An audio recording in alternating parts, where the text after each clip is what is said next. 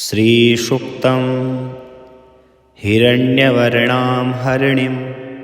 सुवर्णरजतस्रजां चन्द्रां हिरण्मयीं लक्ष्मीं जातवेदो म आवह। ताम आवह जातवेदो लक्ष्मीमनपगामिनीं यस्यां हिरण्यं विन्देयं गामश्वं पुरुषान्नहम्। अश्वपूर्वां रथमध्यां हस्तिनादप्रमोदिनीं श्रियं देवीमुपभवे श्रीर्मा देवीर्जुषतां। कां सोऽस्मितां हिरण्यप्राकाराम् आर्द्रां ज्वलन्तीं तृप्तां तर्पयन्तीं पद्मे स्थितां पद्मवर्णां तामिहोपभवे श्रियम्। चन्द्रां प्रभासां यशसा ज्वलन्तीं श्रियं लोके देवजुष्टामुदारां तां पद्मनीमीं शरणं प्रपद्ये अलक्ष्मीर्मे नश्यतां त्वां वृणे। आदित्यवर्णे तपसोऽधिजातो वनस्पतिस्तौ वृक्षोत बिल्वः तस्य फलानि तपसानुदन्तु माया अन्तरायाश्च बाह्या अलक्ष्मी। उपैतु मां देवशकः कीर्तिश्च मणिना सह प्रादुर्भूतोऽस्मि राष्ट्रेऽस्मिन् कीर्तिमृद्धिं ददातु मे। क्षुत्पिपासामलां ज्येष्ठाम् अलक्ष्मीर्नश्यताम्यहम् अभूतिं समृद्धिं च सर्वां निर्नुद मे गृहात्। गन्धद्वारां दुरादर्शां नित्यपुष्टां करीषिणीं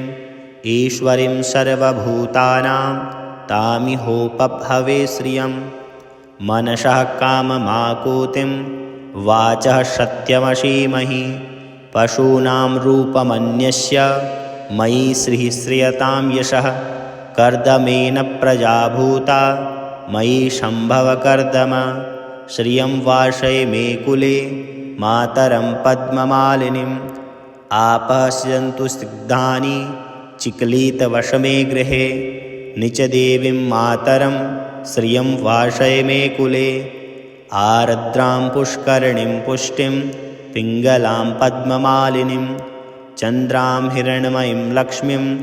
जातवेदो म आवह। आर्द्रां यः करणीं यष्टिं सुवर्णां हेममालिनीं सूर्यां हिरण्यमयीं लक्ष्मीं जातवेदो म आवह। ताम आवह जातवेदो लक्ष्मीमनपगामिनीं यस्यां हिरण्यं प्रभूतं गावो दास्योश्वान् विन्देयं पुरुषानहम्। यः शुचिप्रियतो भूत्वा जुह्याद्दाज्यवन्महं श्रियः पञ्चदशर्चञ्च श्रीकामः सततं जपेत्। हिरण्यवर्णां हरिणीं सुवर्णरजतस्रजां चन्द्रां हिरण्मयीं लक्ष्मीं जातवेदो म आवह। ताम आवह जातवेदो लक्ष्मीमनपगामिनीं यस्यां हिरण्यं विन्देयं गामश्वं पुरुषान्नहम्। अश्वपूर्वां रथमध्यां हस्तिनादप्रमोदिनीं श्रियं देवीमुपभवे श्रीर्मा देवीर्जुषतां। कां सोऽस्मितां हिरण्यप्राकाराम् आर्द्रां ज्वलन्तीं तृप्तां तर्पयन्तीं पद्मे स्थितां पद्मवर्णां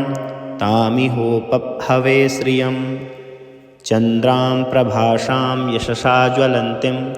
श्रियं लोके देवजुष्टामुदारां तां पद्मनीमीं शरणं प्रपद्ये अलक्ष्मीर्मे नश्यतां त्वां वृणे। आदित्यवर्णे तपसोऽधिजातो वनस्पतिस्तौ वृक्षोत बिल्वः तस्य फलानि तपसानुदन्तु माया अन्तरायाश्च बाह्या अलक्ष्मी। उपैतु मां देवशकः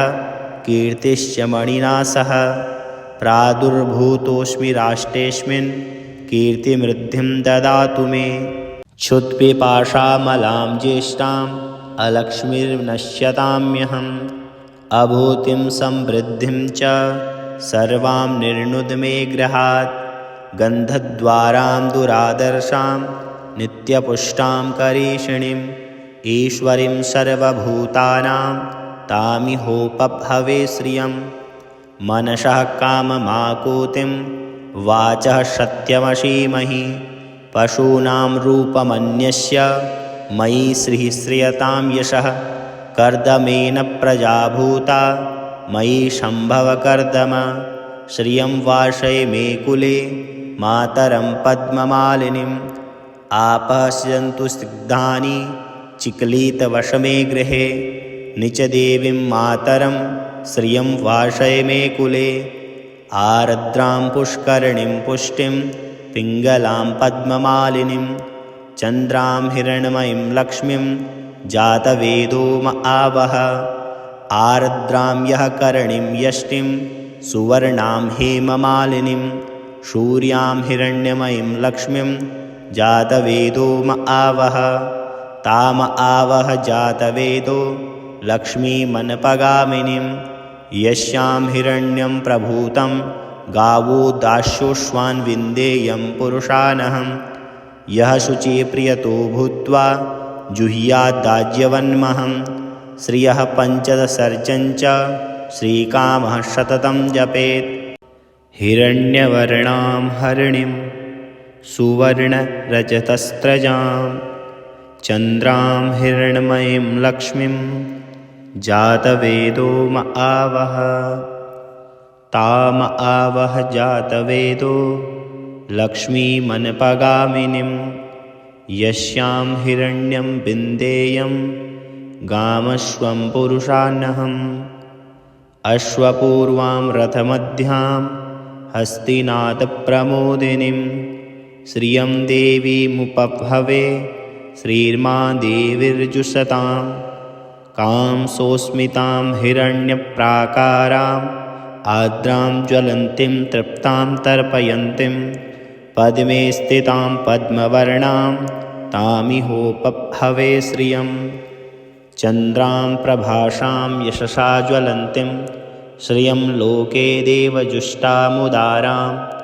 तां पद्मनीमीं शरणं प्रपद्ये अलक्ष्मीर्मे नश्यतां त्वां वृणे आदित्यवर्णे तपसोऽधिजातो वनस्पतिस्तौ वृक्षोत बिल्वः तस्य फलानि तपसा नुदन्तु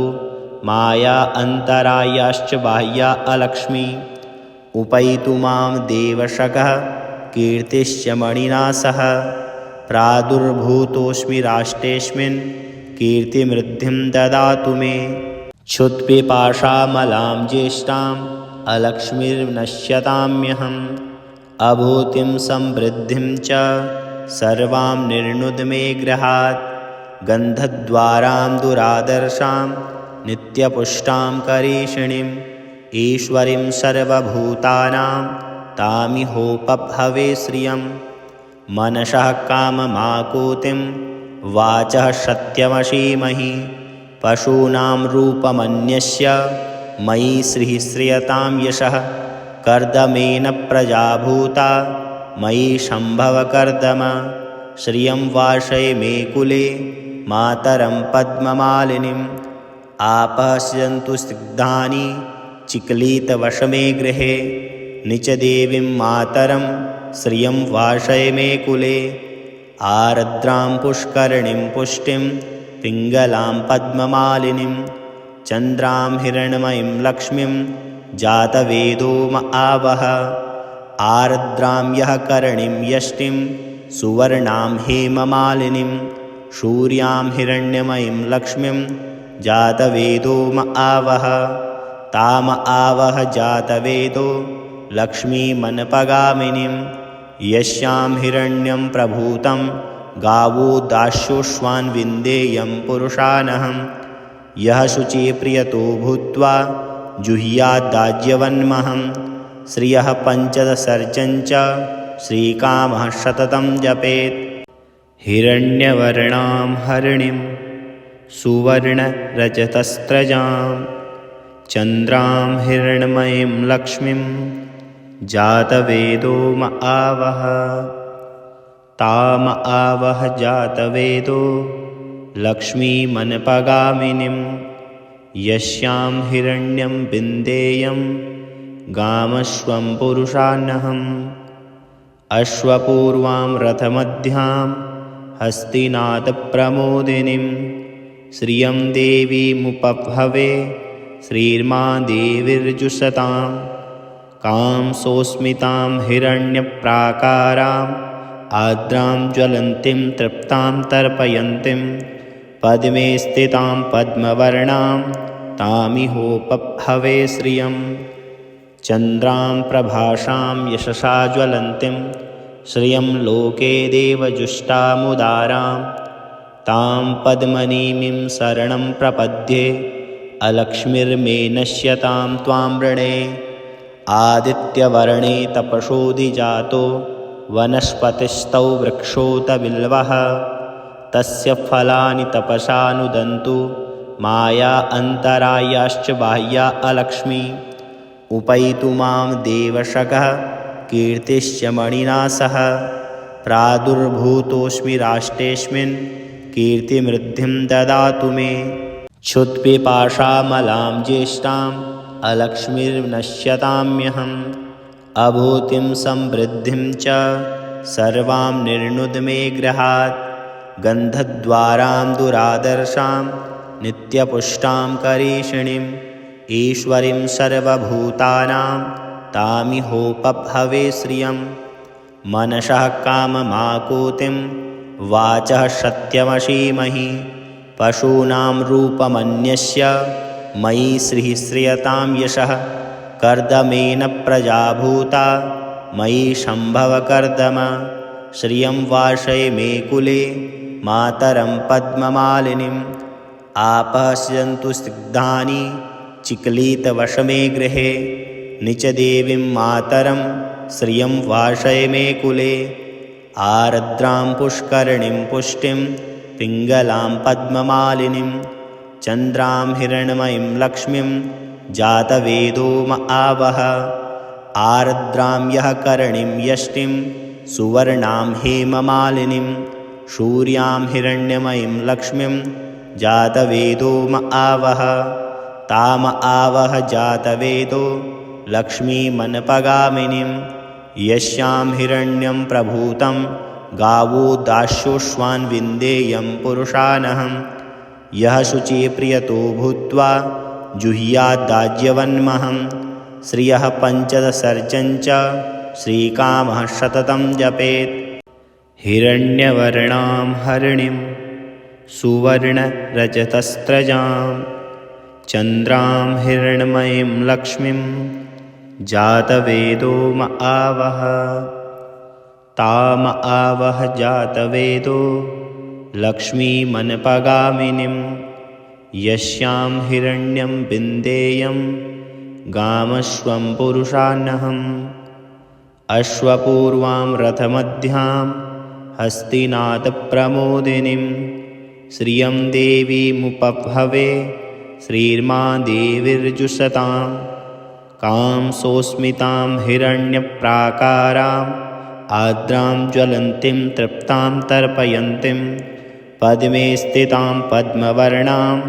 तामिहोपभवे श्रियं चन्द्रां प्रभासां यशसा ज्वलन्तीं श्रियं लोके देवजुष्टामुदारां तां पद्मनीमीं शरणं प्रपद्ये अलक्ष्मीर्मे नश्यतां त्वां वृणे आदित्यवर्णे तपसोऽधिजातो वनस्पतिस्तौ वृक्षोत बिल्वः तस्य फलानि तपसानुदन्तु माया अन्तरायाश्च बाह्या अलक्ष्मी उपैतु मां देवशगः कीर्तिश्च मणिना सह प्रादुर्भूतोऽस्मि राष्ट्रेऽस्मिन् कीर्तिमृद्धिं ददातु मे क्षुत्पिपाशामलां ज्येष्ठाम् अलक्ष्मीर्नश्यताम्यहम् अभूतिं समृद्धिं च सर्वां निर्नुद मे गृहात् गन्धद्वारां दुरादर्शां नित्यपुष्टां करीषिणीम् ईश्वरीं सर्वभूतानां तामिहोपभवे श्रियं मनसः काममाकूतिं वाचः सत्यमसीमहि पशूनां रूपमन्यस्य मयि श्रीः श्रियतां यशः कर्दमेन प्रजा भूता मयि सम्भवकर्दम श्रियं वासय मे कुले मातरं पद्ममालिनीम् आपश्यन्तु स्निग्धानि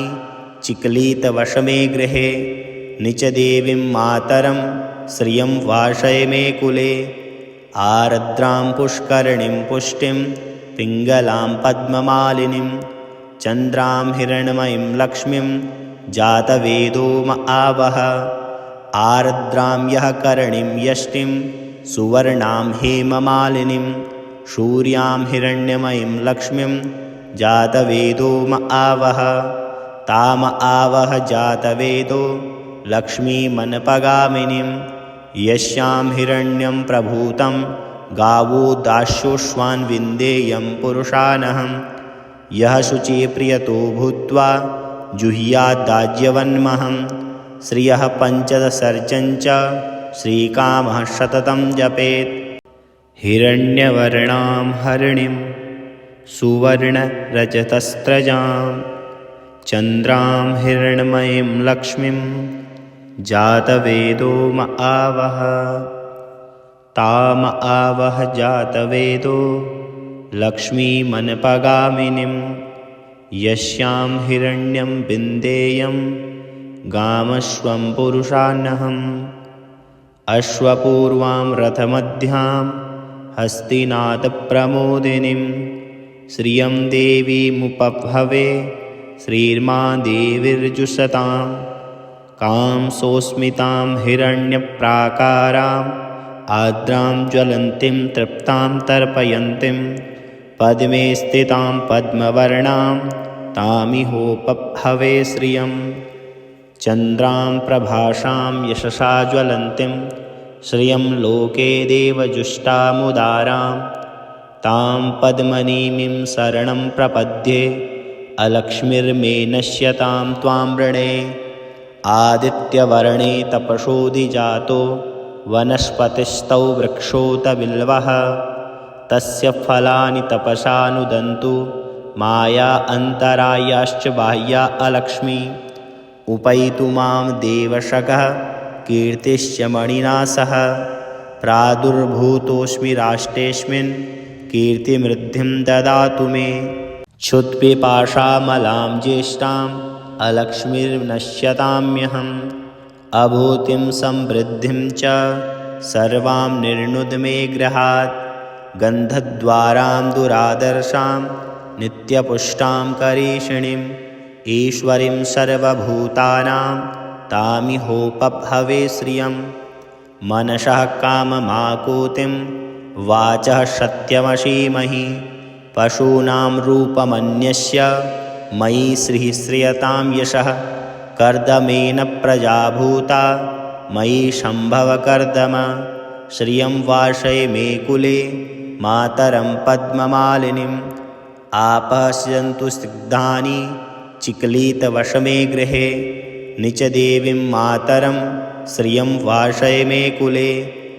आर्द्रां पुष्करणीं पुष्टिं पिङ्गलां पद्ममालिनीं चन्द्रां हिरण्मयीं लक्ष्मीं जातवेदो म आवह आर्द्रां यः करणीं यष्टिं सुवर्णां हेममालिनीं सूर्यां हिरण्यमयीं लक्ष्मीं जातवेदो म आवह ताम आवह जातवेदो लक्ष्मीमनपगामिनीं यस्यां हिरण्यं प्रभूतं गावो दास्योश्वान् विन्देयं पुरुषानहं यः शुचिप्रियतो भूत्वा जुह्याद्दाज्यवन्महं श्रियः पञ्चदशर्चञ्च श्रीकामः सततं जपेत्